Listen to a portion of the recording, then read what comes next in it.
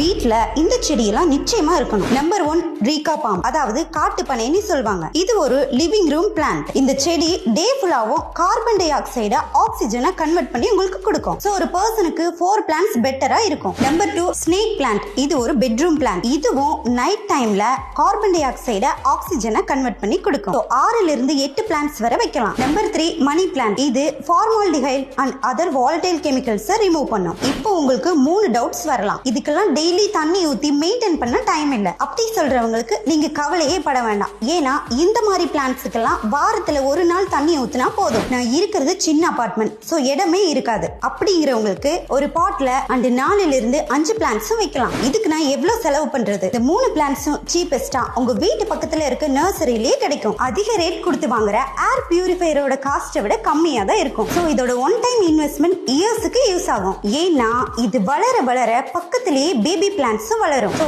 ஏர் பொல்யூஷன்ல தான் நமக்கு எல்லா ப்ராப்ளமும் வருது. தலைவலி, கண்ணெரிச்சல், lower mental function, heart disease, kidney dysfunction, lung cancer problem கூட சான்ஸ் இருக்கு. சோ இமிடியேட்லி இந்த 3 செடியும் வாங்கி உங்க வீட்ல வைங்க.